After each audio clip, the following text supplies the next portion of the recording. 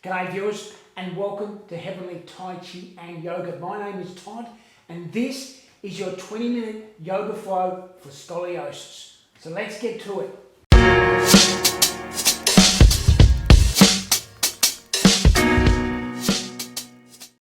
So we're sitting in Sukhasana or easy posture. Cross-legged seated posture. Now a couple of points to note here. If your knees are rising up and it feels uncomfortable, you can place some cushions underneath.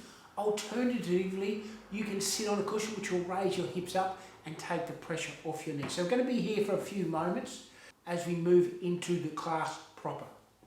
So we always start our class with a sankalpa, which is dedication.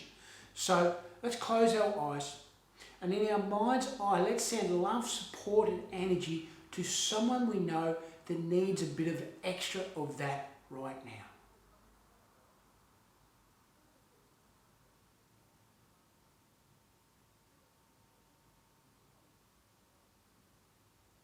And we'll slowly open our eyes. And now we're going to move into our body awakening series. So we're going to open our palms. We're going to draw our hands in towards our heart center. So our body awakening is really our mobility series. And then we extend our hands out in front. Let's reverse that. Let's do that a couple of times. And let's make sure that we don't take ourselves out when we're reversing the motion. We wouldn't want that to happen. That's not a good start to the class. So always be mindful. Okay? And then let's release the hands, give the hands a nice little shake. Let's extend the left hand out in front. Let's place the right hand on top of the left fingers and lightly draw that back towards the shoulders. And then give that a nice release. And then change over to the opposite side.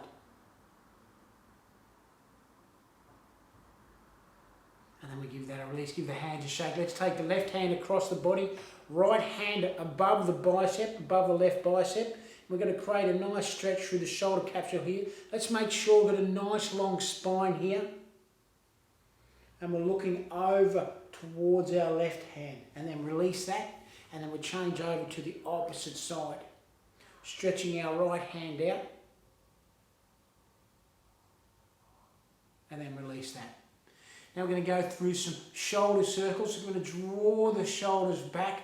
And because we're focused on scoliosis today, which is a curvature of the spine, more information in the description. But the key points I want to focus on today, we're going to strengthen the back using our mobility exercises. Also as part of our postures, we're going to look to strengthen the core to support our back. And also strengthen the muscles supporting the spine, like the rectus spinae, which runs either side of the spine. By strengthening those muscles, we're going to aim to lengthen the spine, which will give us a nice straight spine, which is what we're looking for. Now, scoliosis, functional scoliosis, what we're talking about today, is generally seen as an S-curve in the spine. So we've got muscles pressing in towards the spine, creating the curvature here on the top part, and then muscles pressing into the bottom is creating the curvature, so we get that S-curve. That S-curve is commonly referred to as the Cobb angle. Now, one way you might notice that, if you've got scoliosis, one shoulder might be higher than the other, or one foot might be longer than the other. That's creating a spinal imbalance, and generally scoliosis is a muscle imbalance, right? So we're strengthening the muscles to straighten the spine. Now also, important point to note here, that you can strengthen your spine using the physical practice to alleviate and reduce scoliosis effects. Now, a lot of people that have back issues with scoliosis have either been working on one side of the body too much, like athletes, or if you're playing tennis, you're using one side of the body. So you're over-accentuating one side of the body. Golfers are another common group of people that also have back injuries and scoliosis. A friend of mine used to write like this. So I used to lean right over, so creating a curve to the spine. And sometimes it's very prevalent in adolescence as we're growing up and the growth spurts are happening. So we need to make sure that we maintain a nice long spine in whatever we're doing, and also we're actively strengthening those supporting back muscles which allow us to have that nice long spine. More detail in the description about scoliosis and what we're focused on. Obviously this is a brief 20-minute flow class, so we can't go into a lot of detail. So these postures that I've put together as a flow today will help with spinal mobility, spinal strength, i.e. the muscles supporting the spine, and also help with flexibility also. So let's move on to a specific posture that I think is going to help a lot, and mobility exercise as well. So let's take the palms out in front. We're going to draw the palms out to the side. You call this waiter's pose. So it's not specifically a yogic posture, okay, but it's a waiter's pose where you're holding two plates, and the movement here is drawing in and out. So you're adducting, and we want to make sure that we're drawing the shoulder blade together, which will activate those muscles along the spine, strengthening those muscles. So the work is not really in the elbows here, it's in the back muscles here. Keep a nice long spine here. We're sitting on our sit bones, and then drawing slowly back in, and then back out to the side again. So I could place some plates on top of your palms and they would not drop, right? If you're doing the movement correctly, right? And it's a challenging posture because you need to draw your elbows in nice and tight to your side, right? Nice and tight to the external obliques, and then drawing back out to the front again. And then inhaling, drawing out to the side one more time. So that's a nice little movement you can work. And obviously this is a 20-minute flow, so you can extend the sequence here. So if I'm only doing 3 or 4 reps here, you can double it, okay? Consistent practice is what we want in terms of strengthening the muscles, right? So 15, 20 minutes a day is going to be right in the zone, okay? Now, we're going to move on to cat-cow posture. But before we do that, we'll just do a little neck mobility. Let's do some circles. Clockwise to start off with. Keeping that nice long spine here. Don't rest on your laurels. Just because I'm not mentioning it doesn't mean I'm asking you not to do it. Long spine always should be a cornerstone of your practice, right? So now we're moving to cat-cow, which is a great mobility exercise. So a couple of alignment notes here. One, we want to make sure shoulders are stacked over the wrist. We want to make sure the hips are stacked over the knees.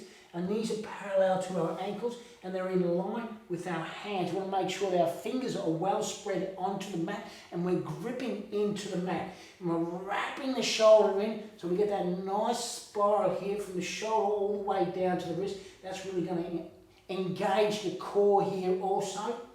And cat-cow, and you extend, draw the belly in and extend the shoulder girdle upwards, creating mobility in the spine. And then exhale, releasing, coming to cow pose, lifting your head up, lengthening the hips away. And then inhale, draw the belly in. So strengthen the core here, extend the shoulder into what we call the cobra hood. And we'll do this 2 more times. Inhale, exhale, drawing the belly, inhale. And then exhale, final time. And now we'll draw our feet together and we'll come back into our child's pose. So now we're going to go into what can be a challenging posture. It's called the rolling wave. So I'm going to talk you through this particular posture. Rolling wave to up dog. So we go down dog, up dog, okay? I'm not going to roll out the Sanskrit name for all the postures. I'll put that within the video itself because they can be challenging. So now come into this is the way I set up my downward facing dog. So extend the right leg back, extend the left leg back. Should be about fist width distance apart between the feet. Shoulders should be stacked over the wrist. So we're in Phalakasana, which is our high plank. Let's hold here for a moment. And then we'll draw the hips up to the sky. And then we'll cycle the feet, the ankles, back and forth, creating flexibility. Now your ankles may be flat on the ground or like one of the very high arches. So I'm working to lengthen the calves, working to lengthen the hamstring, lifting the hips up to the sky. I'm pressing into the ground with my fingers, creating a nice length in the spine. And we should be upside down V. That's what we should be looking for. And we're looking towards the belly button here. And there should be a relaxing posture. Now, if you need to come down at any point, come down into Balasana, the child's pose. Let's release the tension in the wrist. And then we'll come back. Let's set yourself up just like we did coming to Savasana, and then lift the hips back up to the sky, coming to our downward facing dog. So we're now going to move into rolling wave, which is a great spinal mobility exercise. And it's a great transitioning movement between down dog to up dog. So we rise up on the balls of the feet. We draw the shoulders over the wrist, and we spinal roll forward. We're coming into that cobra hood, and then we lower the hips down. And then we press into the mat, lifting the head up. Extend the ankles back into our upward facing dog. Now we'll tuck the chin to chest, press the ground away, pushing into the cobra hood. Spinal mobility, rolling back. Vertebra by vertebra, nice and slow with control, coming back to our downward facing dog, and we'll rest here for a moment. So we're going to do this movement 2 more times.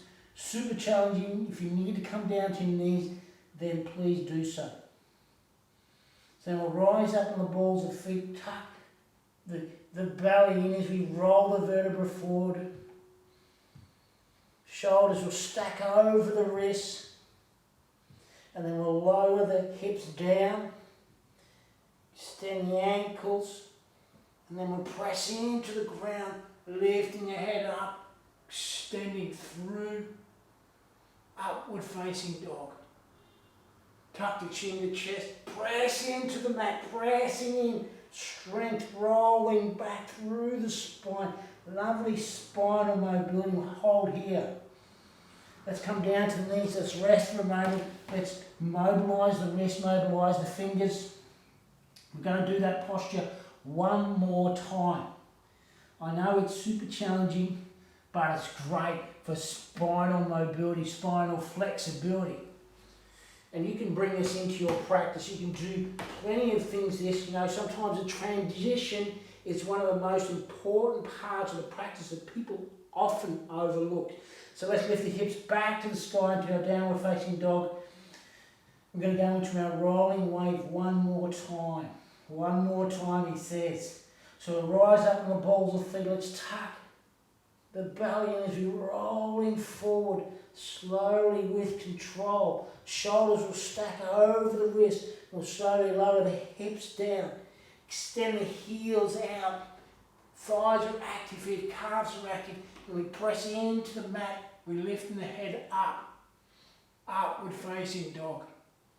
Then we tuck the chin to the chest, draw ourselves back, rolling back down into our downward facing dog. Let's draw the feet together, let's extend the hands out nice and long in the front here. We come into our Balasana, or extended child's pose. Get a nice extension of the hands here, that's going to lengthen the spine here. So always encouraging length within the spine.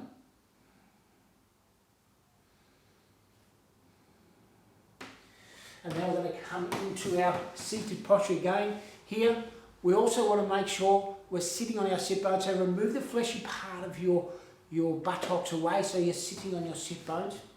We're going to go into Vajrasana, which is a seated twist. Now this can be a challenging posture, right, with scoliosis, because obviously with the curvature of the spine, one area may feel a little bit more challenged to breathe in because it's compressing the spine into the internal organs. Okay, so you have to create that extra bit of space, and the important part of this particular posture, we're encouraging length throughout the movement. So we always want that length before we move into the posture. So with that in mind, let's take our left hand over to our right knee. Okay, extend our right hand up to the sky, nice and high. That's going to give us the length. So we should be encouraging length within the posture at all times. We inhale, exhale, place that hand behind us, come onto the finger pads, or you can place the hand flat on the ground, only if you can maintain a nice straight line here. If you can maintain a straight line between your shoulder, your armpit all the way down to your hip here, nice straight line, then great. But if you're leaning back like this, no. So either come onto your finger pads or grab yourself a block and place your hand onto your block so you can maintain that nice long spine, okay? As an aside, this twist is great for digestion also. So we're extending our hand up to the sky. Inhale, exhale, place that right hand behind us, come onto the finger pads, onto the block or onto the palm. Inhale, exhale. We twist around to the right hand side, keeping that nice length in the spine. We're looking over the right shoulder. Belly should be drawn in. We should be feeling some traction within our left hand onto our right knee here also.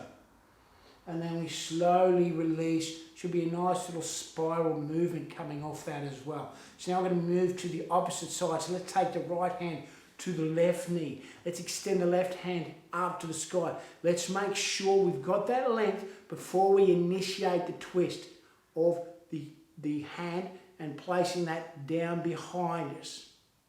Finger pad, block, or onto the palm. Make sure you've got that lengthened spine. Inhale, make sure the belly's drawn in. Exhale, release, coming into the twist.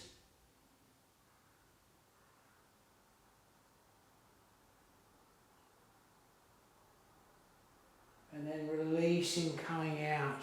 Lovely. So we're going to do that one more time each side. Little modification here. We're going to take the back of the hand against the knee. That's going to create a little bit more traction and twist. You'll be able to go a little bit deeper. So as always, the focus is on lengthening the spine here. So again, we want to use the breath, encouraging space, sending that breath within the body to create space. Okay, so let's extend the right hand up to the sky. Inhale, exhale, place that right hand behind us. And then inhale, exhale, twisting to the right hand side. Got that left hand against the right knee, creating that traction, that deeper twist. Belly is drawn in. Good length in the spine here. And then slowly release. We always go into our posture slowly, we always exit slowly. That's what I want as a practitioner, that's what I want to see as a teacher. I don't want to see, a teacher of mine said the way we do anything is the way we do everything. So always using control is a nice way of moving through not just your yogic practice, but also through life in general. Always be aware, always with mindfulness. Now, let's take our right hand, back of the hand to the left knee. Let's extend the left hand up to the sky. Let's open the shoulder, place that left hand behind us. Inhale and then exhale, release, draw the belly in, looking over the left shoulder.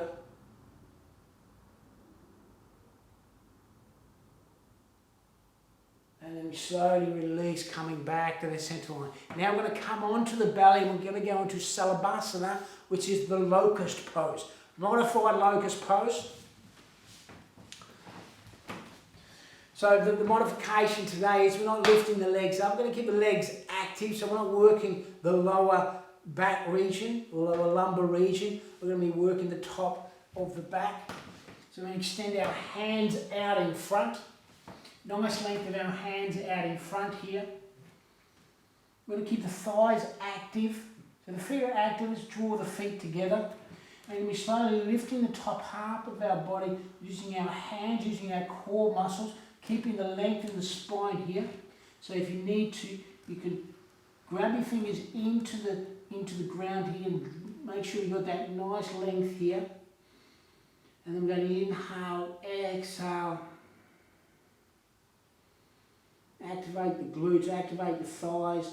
Give yourself a nice supporting base here. And then we're going to slowly draw the hands up, using the back muscles, using the core. The feet should be touching the ground, they should not be lifted up. Just go up a little. We're not looking for extreme height here, and then slowly lower down. It's a great exercise for strengthening the back. Let's take your ear to the mat here. Let's rest here for a moment. I've taken my hand away so you can see that my ear is resting to the mat. So I'm not telling you any porky pies. Well, no porky pies here, only the truth.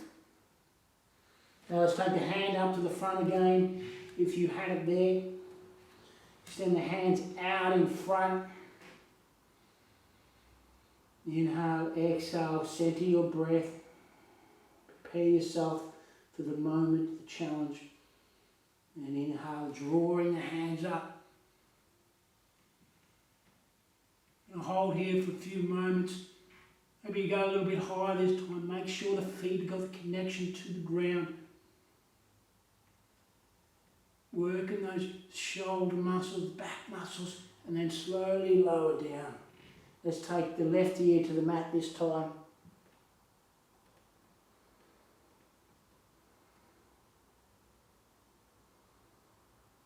We'll take a couple of breaths to relax. Now let's slowly bring ourselves up. Take ourselves back into Balasana or Child's Pose. Lovely. Extend the hands.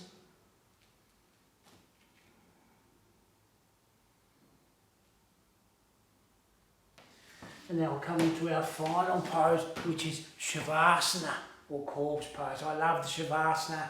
Everybody loves the Shavasana. So let's come onto our back. Let's extend the feet out in front. Extend the hands out to the side. We come into our Shavasana or corpse pose. Feet are as wide as the mat, palms are facing up. Want full contact of the body to the mat. Just take a few moments just to reset. Done a bit of work in the practice today. Rolling wave, Palakasana, high plank, Vajrasana, seated twist, Savasana, modified locust, and finally Shavasana. Now relax the body completely, tune into the music.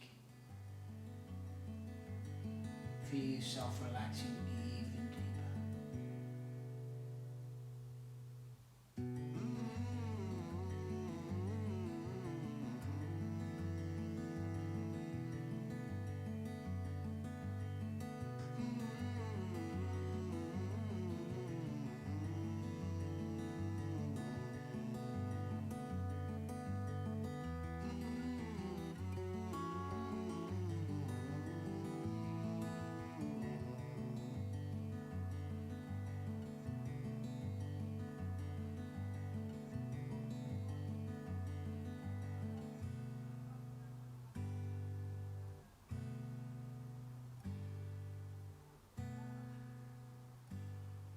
Now let's slowly give the feet, toes a wiggle, fingers a wiggle.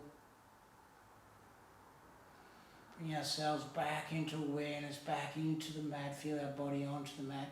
Let's draw our feet together. You can slowly open your eyes.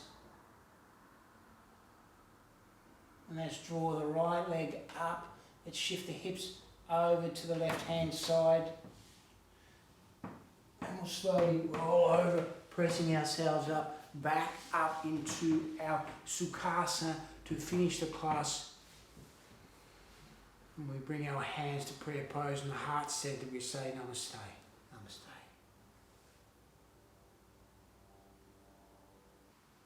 Well, there you go, viewers. I hope you enjoyed the class today. If you did, then give it a like or any comments. Please let me know. I love interacting with the community. That class is being put together to help people with scoliosis, but it's really great for anybody, especially, I've introduced the rolling wave, so you've got an amazing little transitional sequence from up dog to down dog, which is going to be fantastic for you. Spinal mobility, spinal lengthening is really the focus of the class today. It's short, it's sweet, and it's to the point, so I hope you enjoyed it. Now, if this is your first time here, remember to click the subscribe button, hit the notification button so you get notified when I publish new videos. If you want to do more, I've got a yoga playlist and a Tai Chi playlist here. Great for anybody, no matter what level and what standard you are at. With all that in mind, have an awesome day wherever you are in the world, and namaste.